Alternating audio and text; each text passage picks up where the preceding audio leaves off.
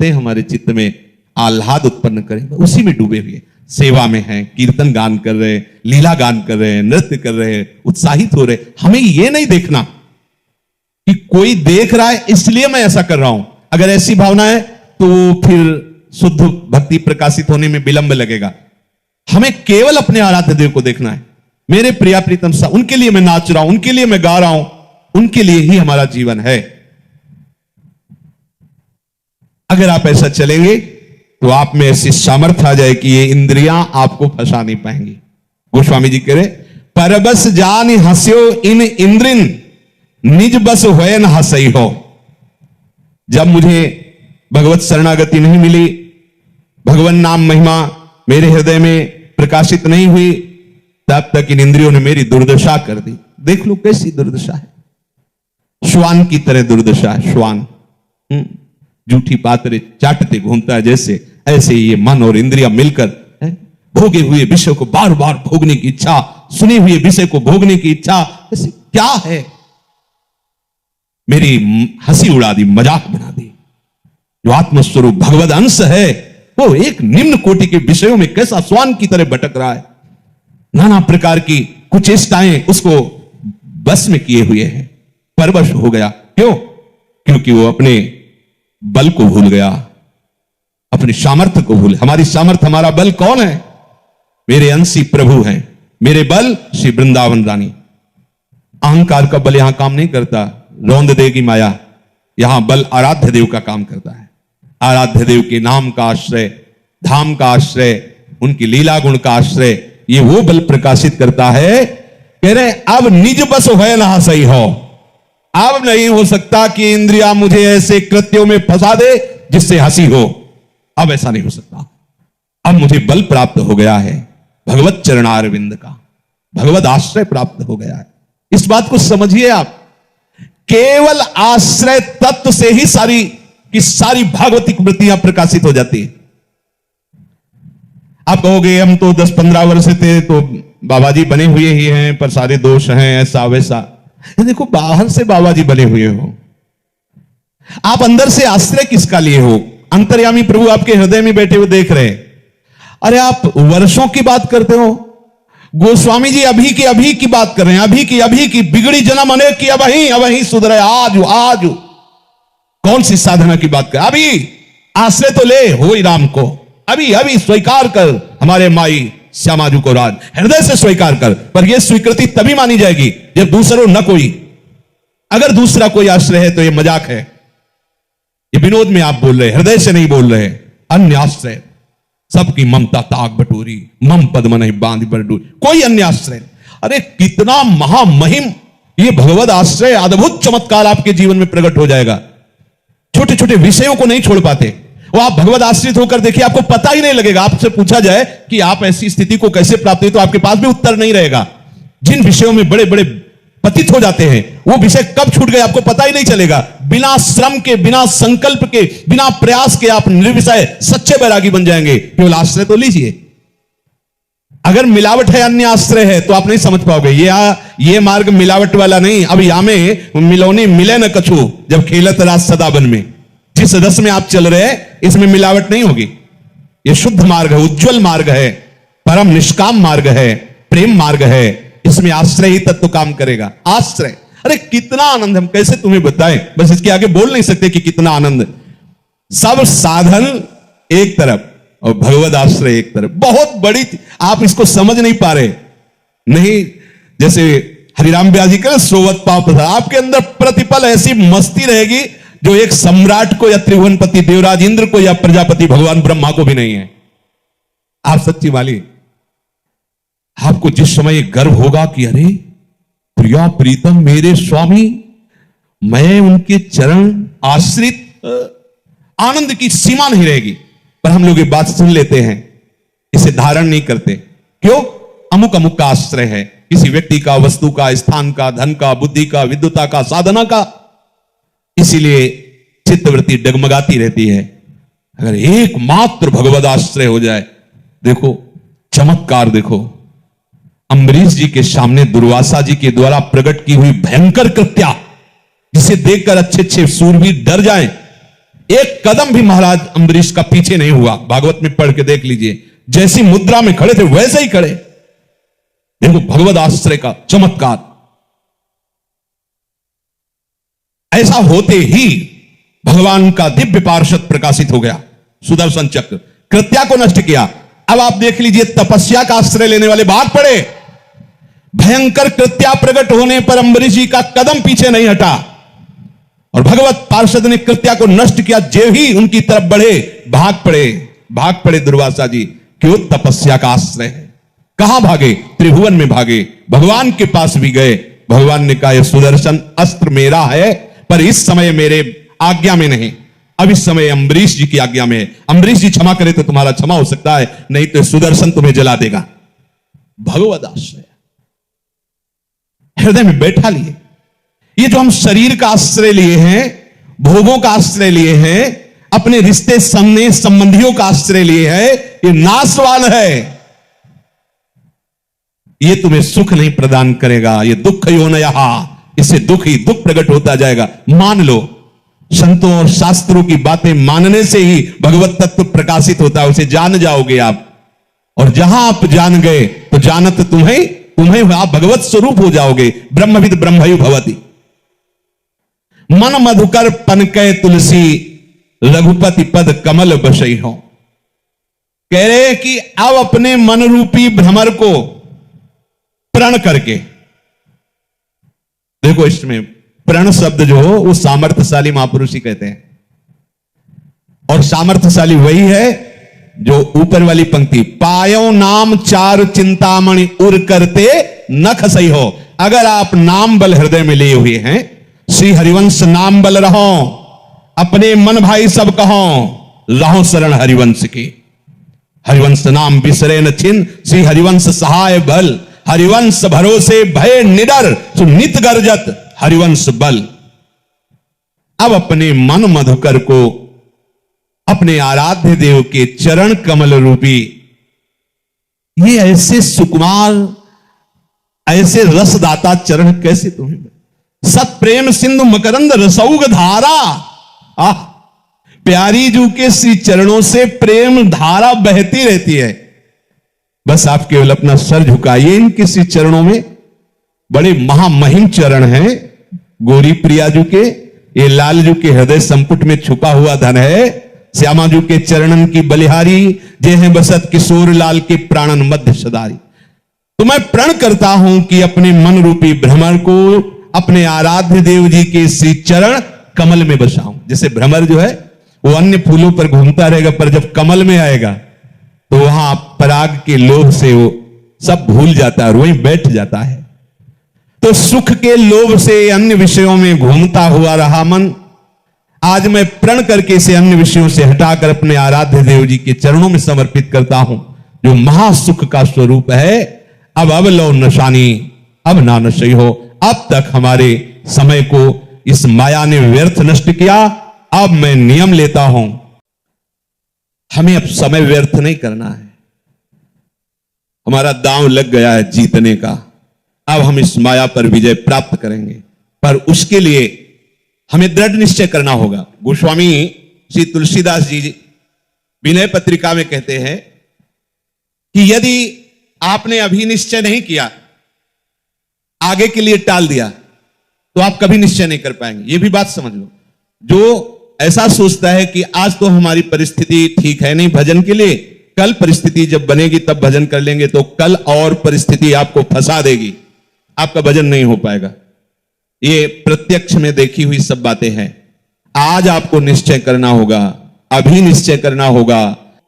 निश्चय करो, अब तक जो समय हमारा व्यर्थ गया गया। अब मैं मोह ममता में, भोगों के राग में अब समय व्यर्थ नहीं जाने देंगे। अब तक जितनी आयु गई गई, अब मुझे पश्चाताप नहीं करना।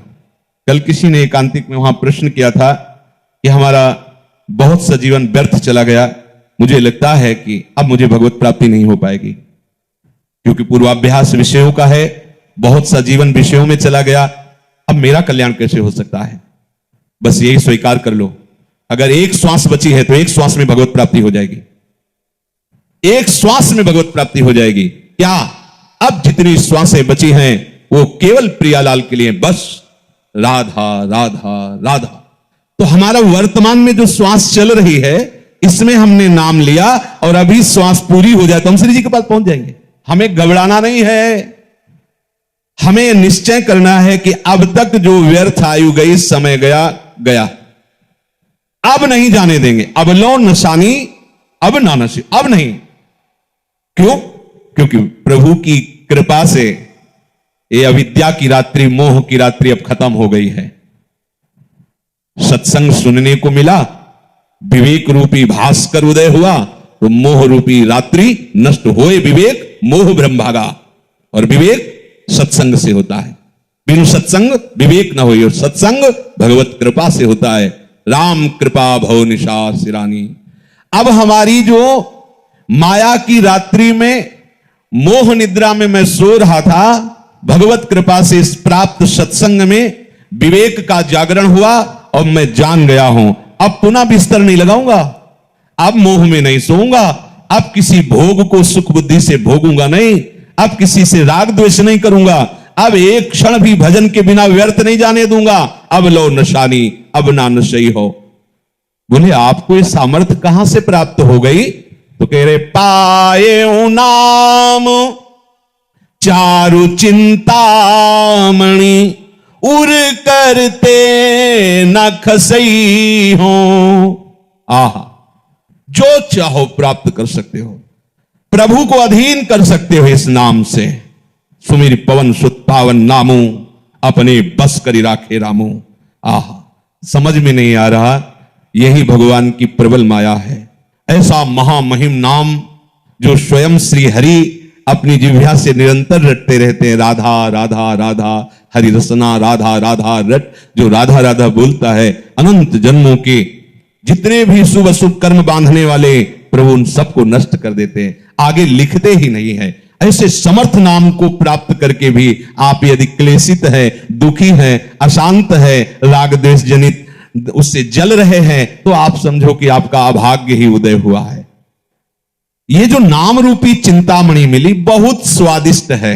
राधा नाम सुधा रसम रसी तुम, अमृत रस झरता रहता है। राधा राधा राधा। पर अभी हमारी जिह्वा विषयों का स्वाद लेती रही, इसलिए राधा नाम का स्वाद नहीं मिल रहा। रटते रहिए तो राधा नाम सुधा रसम का स्वाद मिल जाएगा, फिर ये छूटेगा ही नहीं। राधा राधा राधा वल्लभ राधा वल्लभ, ये विस्मरण ना हो, सब ठीक हो जाएगा, सब ठीक हो जाएगा। मान लीजिए आप, और आप सोचे कि मैं अपने संकल्प से रोक दूं, तो इतना बड़ा आप में अभी सामर्थ्य नहीं आई कि संकल्प से विषय आकर्षण को रोक दो। रसबल छूटे जो विषय तब ही तो सुख होए। जब नाम रस आ जाएगा, राधा नाम सुधा रसम, ये सब आपको ऐसे बमनवत दिखाई देने लगेगा। राधा राधा, मन खुद घृणा कर लेगा विषयों से। पायो नाम चारु चिंतामणि, उर करते न खसई हो। इस पर ध्यान दीजिए। यदि नाम नहीं चल रहा है तो ये मन तुरंत ऐसे जाल रचेगा कि आपका पतन करवा देगा, पक्का। इसीलिए कहा हनुमंत विपत्ति प्रभु सोई, जब तो सुमिरन भजन न होई। जब सुमिरन भजन नहीं हो रहा तो विपत्ति है क्या? ये माया का कोई न कोई जाल हमको आकर्षित करके फंसा लेगा। हानि हरिवंश के नाम अंतर परे, लाभ हरिवंश उच्चरत बानी। जहां नाम बानी छूटा, हानि ही हो गई। कोई न कोई वृत्ति हमारे अंदर जलन पैदा कर देगी, नया संस्कार भोगों का पैदा कर देगी। श्याम रूप सुचि रुचिर कसौटी, चित कंचन ही कसई हो। अब लो नशानी अब ना नशई हो। कह रहे हैं ये जब भगवान नाम का निरंतर जब चलने लगता है तो प्रभु का रूप प्रकाशित हो जाता है। प्रभु का रूप कोई ध्यान कर सके ऐसी मन बुद्धि में सामर्थ्य नहीं है। पर जिस समय हमारे हृदय में नाम चलने लगता है, जैसे ये कहा जाए कि आप प्रियाजू के रूप का ध्यान कीजिए, तो रूप का ध्यान तब होना जब वो प्रकाशित हो। प्रियाजू किसी की कल्पना का विषय तो है नहीं। प्यारोडुम क्षमते नहीं अच्छी सुखा दिए नाम तो ध्यान गम। और प्रभु के लिए भी कहा गया है, श्याम सुंदर के लिए भी, यो ब्रह्म रुद्र शुक नारद भीष्म मुख्य रालक्षितो न सहसा पुरुषस्य तस्य। इन बड़े बड़े महापुरुषों के लिए कह दिया गया, मुनिमन ध्यान धरत नहीं पावत। बड़े बड़े मुनिजन प्रभु श्री हरि का ध्यान धरना चाहते हैं, पर वो पूर्ण रूप से हृदय में उनका ध्यान नहीं लगा पाते। ये प्रभु के रूप का ध्यान कब होता है? बोले जब नाम को निरंतर हृदय में चलाया जाता है। हृदय की बात हो रही। जब नाम जिह्वा से चलता है तो कंठ में आता है, कंठ से हृदय में आता है। रोम रोम जब रग रग बोले तब कछ स्वाद नाम को पाए। हर नस नाड़ी में नाम विराजमान। अरे अद्भुत महिमा नाम की, अद्भुत महिमा। नाम जो रूप है सच्चिदानंद में, वो आपकी कल्पना नहीं है, वो साक्षात झलकने लगता है, झलकने ये केवल नाम की सामर्थ्य से। इसलिए बड़े बड़े महापुरुषों को देखा है, पहले नाम, पहले नाम, नाम के बाद रूप, नाम के बाद रूप का प्रकाश होता है। रूपाशक्ति ही लीला में प्रवेश करती। जब रूपाशक्ति बढ़ जाती है तो छिन छिन बिहरत संग, छिन छिन निरखत प्रेम भरी, छिन जस कहत अभंग, यह जो कृपा हरिवंश की। वो प्रतिपल उसी रूप के सानिध्य की लालसा से युक्त होकर निरंतर उन्हीं के समीप रहने लगता है। और ये रूप ऐसा है, ये कौन बात जो अबही और अबही और अबही और है, ये प्रतिपल वर्धमान रूप है। इसीलिए कभी भी रूप का पान करते हुए तृप्ति ही नहीं होती, क्योंकि प्रतिपल वो नया नया रूप प्रकाशित होता रहता है। तो प्रभु के श्याम सुंदर रूप की कसौटी बनाकर चित्त रूपी सोने को कसूंगा, अर्थात हमारे चित्त में सदैव वो रूप समा जाए। देखो, सारी साधना का उद्देश्य एक ही है, चित्त की एक एक वृत्ति भगवदाकार हो जाए। जब योगी लोग योग साधना में तत्पर होते हैं तो चित्त वृत्ति का निरोध करके समाधि में स्थित होते हैं। भक्तजन प्रभु के नाम गुणगान के बल पर अपने चित्त की एक एक वृत्ति का भगवदाकार स्वरूप प्रकाशित कर देते हैं। मुरारी पादार्पित चित्त वृत्ति, एक एक वृत्ति भगवदाकार। समझिए हमारी उपासना का स्वरूप क्या है। हम तभी मानेंगे एक खरा सोना है जब कसौटी पर कस लिया जाता है, तो हमारे चित्त का परिवर्तन हो गया है। इसकी कसौटी क्या है? हमारे आराध्य देव का रूप हमारे चित्त में समा जाए। श्याम रूप सुचि रुचिर कसौटी, चित कंचन ही कसई हो, अब लो नशानी अब ना नशई हो। ये प्रिया प्रीतम का ऐसा रूप है कि जो इस रूप के रसिक हो गए उनको ज्ञान वैराग्य धारण नहीं करना होता। प्रिय मूर्ति नयनन बसे तेहि रस रहे समाय, ये लक्षण सुनि प्रेम के और न कछु सुहाय, और न कछु सुहाय। फिरे अपने मदमातो कुटुंब देह ते जाए, छूट सब ही विधि नातो। ऐसा बावरापन चढ़ता है। उस बावरेपन का जो वैराग्य होता है वही प्रशंसनीय होता है। जैसे हम कोई वस्तु का त्याग करते हैं तो त्याग का राग रहता है अंदर, तो अहम रहता है। तुम क्या समझते हो, मैं आज एक एक रोटी मांग कर उधर पोषण करता हूं, पर कल जमींदार था। त्याग का राग अंदर बैठा हुआ है। ये सुना है हमने। पास में एक संत रहते थे, वो धनी घर से थे, तो किसी संत से उनका कुछ ऐसा मनमुटाव हो गया, तो कहा तू क्या समझता है, तेरे जैसे नौकर थे मेरे घर में, तेरे जैसे नौकर थे मेरे घर में, ये तो भगवत प्राप्ति के लिए बाबा जी होना, तुम ऐसा वैसा समझते हो। क्या हो गया?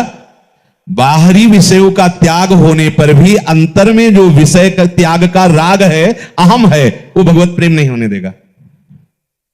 खास बात है अंतर से विषय राग का त्याग, चाहे वो ज्ञान मार्ग हो चाहे वो प्रेम मार्ग हो। अगर हमारा किसी भी वस्तु व्यक्ति स्थान का राग अंदर है तो आप ना ज्ञानी हैं, ना आप वैरागी हैं, ना आप प्रेमी हैं।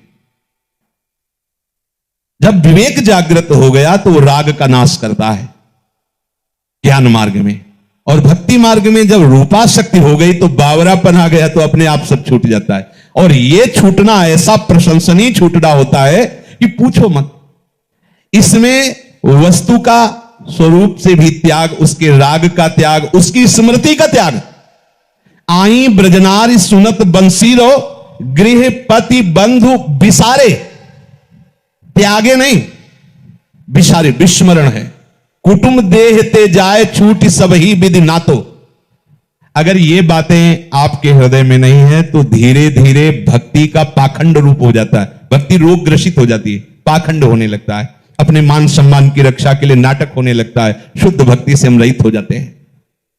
अपने प्यारे के रूप रस का पान करने की जिसके हृदय में व्याकुलता पैदा हुई है, वो सावधान हो जाए, नाम न छूटने पावे। नहीं, रूप आप संभाल नहीं पाओगे। नाम ही ऐसी सामर्थ्य है जो रूप को आकर्षित करके हृदय में बंदी बना देता है। आराध्य देव का रूप कभी जाता ही नहीं है, हर समय बना रहता है। भाई जी महाराज बहुत विचारवान महापुरुष, उन्होंने कहा प्रभु यदि सामने हो तो भी नाम मत छोड़ना। आप देखो कितने घाटे का सौदा आप पसंद कर लेते हो। यहां कह रहे प्रभु सामने हो तो भी नाम मत छोड़ना। त्रिभुवन की राज्य लक्ष्मी देने पर भी आधे पल के लिए नाम मत छोड़ना। और हम उपासक हैं, हमारी दशा क्या है?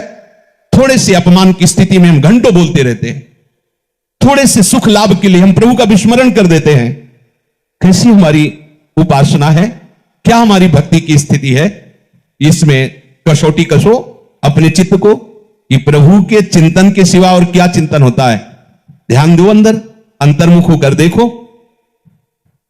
अगर आप ऐसा चिंतन नहीं करते, केवल बहिर्मुख इसी मान अपमान निंदा स्तुति लाभान सुख दुख में विचरण करे, तो आप संसारी हो, चाहे जो वेश धारण किए उससे विशेष लाभ आपको नहीं मिलेगा। हमारी उपासना का स्वरूप है देह राग विस्मरण होकर के प्रभु के स्मरण में तन्मय हो जाना। तन्मया नाम चल रहा है, रूप चल रहा है, प्रभु की कोई बात वर्णन करता हूं कि अब समय को व्यर्थ नहीं जाने देंगे। समय का जो व्यर्थ जाना है वो हमारे लिए बहुत बड़ा पाप है, ऐसा समझो। अव्यर्थ कालत्वम, ये प्रेम भक्ति का लक्षण है।